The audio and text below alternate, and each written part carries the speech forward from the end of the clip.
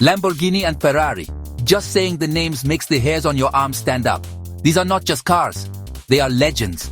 They are the stuff of dreams. For decades, these two Italian giants have been locked in a ferocious battle. A war fought not with soldiers, but with horsepower, noise, and outrageous styling. They are the ultimate symbols of speed, wealth, and a glorious lack of compromise. When you see one on the road, everything else just fades away. You stop, you stare, and for a moment, you're a child again, looking at a poster on your bedroom wall. It's a clash of philosophies, a duel between two very different ideas of what a supercar should be. Choosing between a Lamborghini and a Ferrari is like choosing your favorite child. If your children were loud, incredibly fast, and cost a fortune to maintain, it's a deeply personal decision. Do you want the raw, untamed beast that screams for attention at every corner? Or do you prefer the refined, elegant racing machine with a pedigree that stretches back through the glorious annals of motorsport? It's a question that has divided car enthusiasts for generations. And let me tell you, there is no easy answer. Both are magnificent, both are utterly bonkers, and both will give you some of the greatest driving experiences of your life. It's a beautiful problem to have, isn't it? The heart of the matter is emotion. A supercar is not bought with the head, it is bought with the heart. You don't look at fuel economy or boot space. You look at it and you feel something. A Ferrari whispers promises of racing glory and track day perfection. It speaks of heritage, of Enzo Ferrari's singular vision to build the best racing cars in the world. It's an aristocrat, born and bred for speed, with a sophisticated air that commands a certain kind of respect. It's a scalpel, precise and sharp, designed to carve up a racetrack with balletic grace. It is, in a word, sublime. And then there's the Lamborghini. If the Ferrari is a scalpel, the Lamborghini is a sledgehammer. It doesn't whisper, it bellows. It doesn't suggest speed, it punches you in the face with it. A Lamborghini is an event. It's pure theater on wheels, designed to shock and awe. It's the wild child of the supercar world, the rebel that broke all the rules. It doesn't care about racing history. It cares about dropping jaws and setting pulses racing. It's an explosion of noise and color and raw, unadulterated power. It is quite simply mad. And that is why we love it so very much. The story of Ferrari is the story of one man, Enzo Ferrari, a man obsessed with motor racing. He didn't start out to sell road cars to rich people. Oh no, he sold road cars so he could go racing. Every single Ferrari you see on the street exists only to fund the Scuderia Ferrari racing team. That's its entire purpose. This racing DNA is baked into every car they make. From the legendary 250 GTO to the modern SF90 Stradale, you can feel the spirit of Le Mans and Monaco coursing through their metallic veins. This is a company built on passion, victory, and the relentless pursuit of being the fastest. The story of Lamborghini, on the other hand, is much more agricultural. It begins with a man named Ferruccio Lamborghini. He was a wealthy man who made his fortune building tractors. Yes, tractors. He owned a Ferrari, but he found the clutch to be, well, a bit rubbish. So, like any reasonable Italian tractor millionaire, he went to complain to Enzo Ferrari himself. Enzo, being Enzo, basically told him to stick to his tractors and leave the sports cars to him. Ferruccio was, as you can imagine, not pleased, so he decided he would build his own supercar. A better one. That's how Lamborghini was born, out of pure, unadulterated spite. This difference in origin stories is everything. It explains why the two brands are so fundamentally different. Ferrari has always been about the racetrack. Their cars are designed with precision, balance, and handling as the top priorities. They are built to be driven on the limit, to shave tenths of a second off a lap time. The engine, the chassis, the aerodynamics, it's all in service of creating the perfect driving machine. A Ferrari is a serious piece of engineering, a tool for going very, very fast with a level of finesse that few other car makers can match. It's about heritage and a legacy of winning. Lamborghini, however, has never really cared about lap times. Ferruccio's goal was not to beat Ferrari on the track, but to build the ultimate Grand Tourer, a car that was faster, more comfortable, and more dramatic than anything from Maranello. Lamborghinis have always been about the spectacle. The V12 engine, the scissor doors, the wedge shape that looks like it came from another planet. It's all designed to make a statement. It's a brand built on rebellion.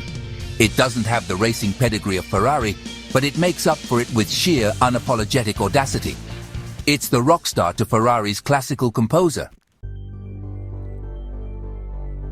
When you think of Ferrari, What car comes to mind? For many, it's the F40. The last car Enzo Ferrari personally approved. It was a monster. A stripped-out twin-turbocharged V8 racing car for the road. It had no carpets, no radio, and plastic windows. It was raw, it was terrifying, and it was brilliant. Then there's the Testarossa, the icon of the 1980s with its massive side strakes. It was the car on every boy's wall. More recently, you have the Ferrari, a hybrid hypercar that showed Ferrari could still build the most advanced performance machine on the planet. These cars are legends, etched into the history books of speed. Lamborghini's Hall of Fame is just as spectacular, but for different reasons. The first big hit was the Miura. Many say it was the world's first true supercar. It was beautiful, mid-engine, and impossibly exotic for its time. But the car that truly defined Lamborghini was the Countach. It was a spaceship. It was a wedge of pure insanity with doors that went up. It looked like it was doing 200 miles per hour even when it was standing still. The Countach set the template for every V12 Lamborghini that followed. The Diablo, the Murcielago, and today, the Aventador and its successor, the Revuelto. These aren't just cars, they are statements of intent. The famous models from each brand perfectly capture their essence. Ferrari's heroes like the 288 GTO and the Enzo are deeply connected to their racing technology. They are often limited-run specials that showcase the absolute pinnacle of performance engineering at the time. They are beautiful, yes, but their beauty is a consequence of their function. Every scoop, every wing, every vent is there for a reason, to make the car go faster. Driving a legendary Ferrari is like shaking hands with history. You feel the weight of all those racing victories behind you, pushing you forward. Lamborghini's icons, however, are famous for their sheer drama. The Diablo was named after a fighting bull, and it looked and sounded the part. The Murcielago continued this tradition of brutal power and head-turning looks.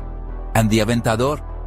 It was pure automotive theater, with a screaming V12 engine that could wake the dead and looks that could stop traffic in any city in the world. These cars are not about subtlety. They are about being the loudest, most outrageous thing on four wheels. They are the cars that make non-car people stop and take a picture. They are pure, unadulterated fantasy made real. So, what are they like to drive? Let's start with the Ferrari. Getting into a modern Ferrari, like the 296 GTB, is an experience in focused performance. The steering is incredibly fast and direct. You just think about turning, and the car is already there. The engine, whether it's a V8 or a V12, sings a beautiful high-pitched song as it revs towards the sky. On a winding road, a Ferrari feels light, agile, and connected. It dances from corner to corner. It gives you immense confidence. It makes you feel like a racing driver, even if you're just going to the shops for a pint of milk. For pure unadulterated performance, it's almost untouchable. Driving a Lamborghini is different. It's a more visceral, more dramatic, and frankly, more intimidating experience. Take the Aventador's replacement, the Revuelto. The V12 engine behind your head doesn't sing, it erupts. It's a deep, guttural roar that shakes your very soul. A Lamborghini feels wider, heavier, and more brutal. It's not a delicate dancer, it's a charging bull. It demands respect. It's more of a handful, but that's part of the appeal. Taming a Lamborghini is a challenge. And when you get it right, the sense of achievement is immense. It's less about precision and more about overwhelming force. When it comes to comfort, there's a surprising answer. Historically, Ferraris were seen as the more delicate, track-focused machines. But in recent years, they have become remarkably usable every day. With clever suspension and comfortable seats, you could genuinely drive a Ferrari across a continent without needing to see a chiropractor afterwards. They have managed to blend staggering performance with a surprising amount of comfort and usability. It's a car that can be a savage on the track on Sunday and a perfectly civilized commuter on Monday. It's a remarkable achievement of engineering. In conclusion, which one is best? Well, that's the impossible question. The head says Ferrari. It's the more complete car. It's faster on a track, it's more refined, and it has the weight of history behind it. It is objectively the better performance machine. But cars like this are not bought with the head, they are bought with the heart. And my heart says Lamborghini. Why? Because it's sillier, it's more outrageous. It's a car that doesn't take itself too seriously. It's just a big, loud V12 powered celebration of speed and noise. A Ferrari makes you feel like a racing driver. A Lamborghini makes you feel like a rock star. And on that bombshell for me, it has to be the Lambo.